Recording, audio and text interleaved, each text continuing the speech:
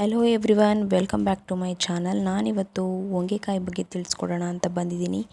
ಯಾಕಪ್ಪ ಅಂದರೆ ನಮ್ಮ ಅಜ್ಜಿ ಫ್ರೀ ಟೈಮ್ ಇದ್ದಾಗೆಲ್ಲ ಈ ಥರ ಹೊಂಗೆಕಾಯಿನ ಮನೆಗೆ ತೊಗೊಂಡು ಬಂದು ಈ ಥರ ಜಜ್ಜಿಕೊಂಡು ಆ ಬಿತ್ತನೆಲ್ಲ ಒಂದು 3 ಡೇಸ್ ಒಣಗಿಸಿ ಅದನ್ನು ಮಾರಾಟವನ್ನು ಮಾಡ್ತಾರೆ.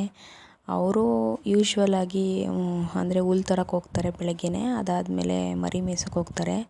ಅಲ್ಲಿಂದ ಬಂದಮೇಲೆ ಸ್ವಲ್ಪ ಹೊತ್ತು ರೆಸ್ಟ್ ಮಾಡ್ತಾರೆ. ಮೊದಲೆಲ್ಲ ಈಗ ಹೊಂಗೆಕಾಯಿ ಸೀಸನ್ ಆಗಿರೋದ್ರಿಂದ ಮಲ್ಕೊಳ್ಳೋ ಟೈಮಲ್ಲೇ ಅವರು ಈ ಥರ ಎಲ್ಲ ಆಯ್ಕೊಂಡು ಬರ್ತಾರೆ. ಅಲ್ಲಿ ಇಲ್ಲಿ ಮರಗಳಲ್ಲೆಲ್ಲ ಸಿಗಿರುತ್ತಲ್ಲ, ಆ ಥರ ಎಲ್ಲ ಸಿಕ್ಕಿದ್ದನ್ನೆಲ್ಲ ಆಯ್ಕೊಂಡು ಬಂದು ಫ್ರೀ ಟೈಮ್ ಇದ್ದಾಗ ಈ ಥರ ಜಜ್ಜಿ ಎಲ್ಲ ಬಿತ್ತನೆಲ್ಲ ಒಂದು ಕಡೆ ಒಂದು 3 ಡೇಸ್ವರೆಗೂ ಒಣಗಿಸಿಟ್ಕೋತಾರೆ.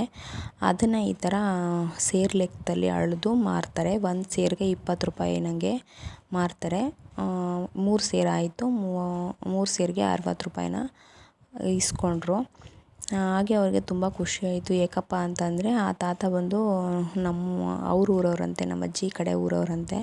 ಅಂದರೆ ನಮ್ಮ ಅಜ್ಜಿನೂ ಸಿದ್ದರಾಮಯ್ಯನ ಉಂಡಿ, ಆ ತಾತನೂ ಸಿದ್ದರಾಮಯ್ಯನ ಉಂಡಿ ಅವರಂತೆ. ಅದಕ್ಕೆ ನಮ್ಮೂರವರು ಅಂತ ಹೇಳ್ಕೊತಾಯಿದ್ರು. ಹಾಗೆ ಆ ತಾತ ಐಡಿಯಾ ಕೊಡ್ತಾಯಿದ್ರು. ನಾನು ಬರೋ ದಾರಿಲಿ ಮರದಲ್ಲಿ ತುಂಬ ಇತ್ತು, ಆ ಕಡೆ ಹೋಗಿ ಎಲ್ಲ ಆಯ್ಕೊಂಡು ಬಂದಿಡಿ, ನಾನೇ ತಗೋತೀನಿ ಬಿತ್ತನ ಅಂತ ಹೇಳ್ತಾಯಿದ್ರು. ಹಾಗೆ ಆಯ್ತಾಯಿತು, ಇನ್ನೊಂದು ದಿವಸ ಎಲ್ಲ ಸೇರಿಸಿ ಇಟ್ಟಿರ್ತೀವಿ ಬನ್ನಿ ಅಂತ ಹೇಳ್ತಾಯಿದ್ವಿ. ಇದು ಏನಕ್ಕಪ್ಪ ಯೂಸ್ ಆಗುತ್ತೆ ಹೊಂಗೆಕಾಯಿ ಬಿತ್ತ ಅಂತ ಅಂದರೆ, ವಾಹನಗಳಿಗೆ ಪೆಟ್ರೋಲ್ ಡೀಸೆಲ್ ಬದಲು ಹೊಂಗೆಕಾಯಿ ಎಣ್ಣೆ ಅಥವಾ ತೈಲವನ್ನು ಯೂಸ್ ಮಾಡೋದ್ರಿಂದ ಪರಿಸರ ಸ್ನೇಹಿ ಆಗುತ್ತೆ.